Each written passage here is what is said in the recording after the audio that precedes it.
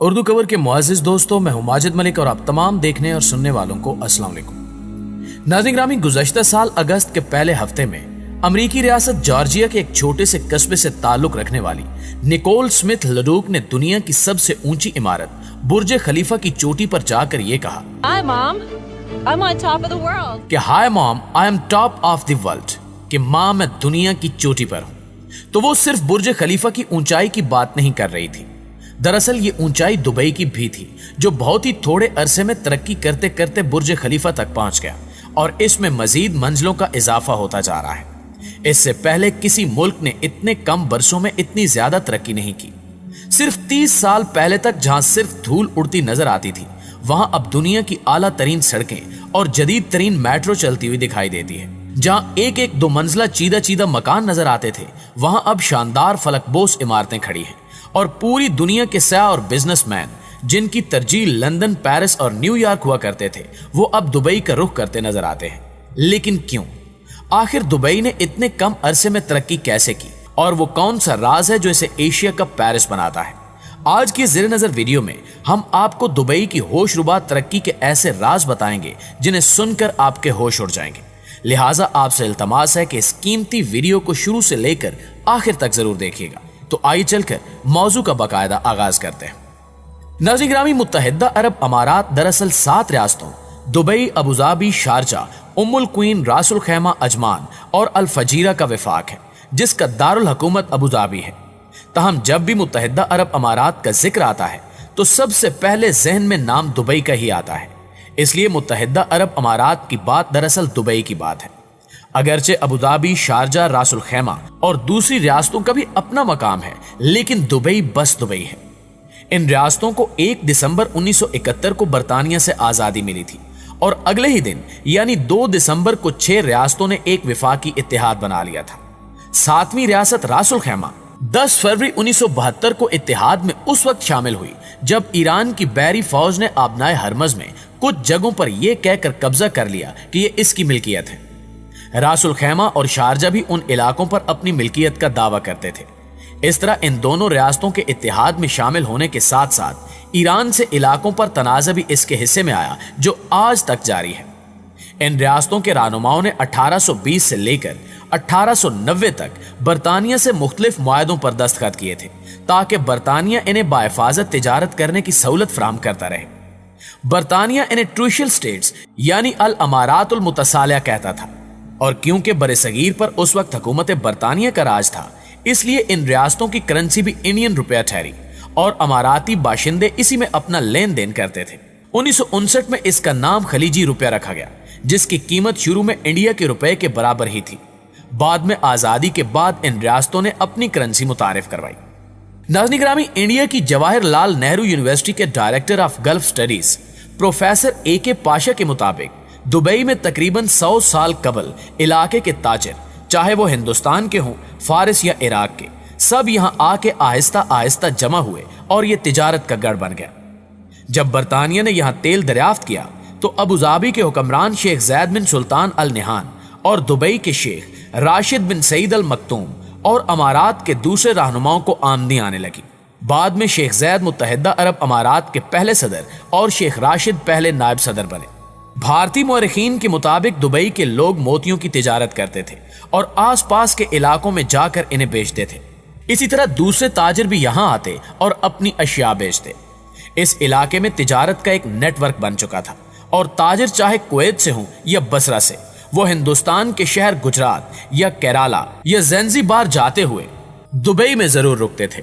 मोतियों की तिजारत से इमाराती बाशिंदों को बहुत फायदा हुआ, लेकिन जब जापानियों ने मसनूई तरीके से मोती बनाने का तरीका दरियाफ्त किया तो आहिस्ता आहिस्ता अमाराती मोतियों की मांग कम होने लगी और ये सनत सुकड़ते सुकड़ते तकरीबन खत्म हो गई। तेल की दरियाफ्त के बाद बहुत से अमाराती बाशिंदों ने मोतियों की सनत को छोड़कर तेल के सेक्टर में तिजारत शुरू कर दी और जब 1971 में इन्हें बरतानिया से आजादी मिली तो इसके बाद तेल की पैदावार अचानक बढ़ गई, जिससे इलाके की मईशत को भी सहारा मिला और दुबई तिजारत का गढ़ बन गया। प्यारे दोस्तों, आपको बताते चलें कि पाकिस्तान के नामवर फिल्म राइटर रियाज बटालवी को 1979 में ही अंदाजा हो गया था कि दुबई आगे जाकर दुनिया में अपना एक ऐसा मकाम बनाने वाला है कि दुनिया इसकी तरफ खींची चली आएगी। انہوں نے دبئی کی آزادی کے صرف 8 سال بعد ہی سپر ہٹ فلم دبئی چلو بنائی، جسے آج تک پاکستان کی کامیاب ترین فلموں میں گردانا جاتا ہے۔ فلم کی کہانی جو بھی ہو، لیکن دبئی چلو نے پاکستان اور انڈیا کے عوام کو ایسی راہ دکھائی کہ اب بھی متحدہ عرب امارات میں سب سے زیادہ تعداد میں انڈین اور پاکستانی ہی رہتے ہیں۔ 2021 میں کیے گئے مختلف جائزوں کے مطابق متحدہ عرب امارات کی کل 90,99,000 کی آبادی میں تقریباً 28 لاکھ انڈین اور تقریباً 13 لاکھ پاکستانی ہیں، جو کہ کل آبادی کا تقریباً 40% بنتا ہے۔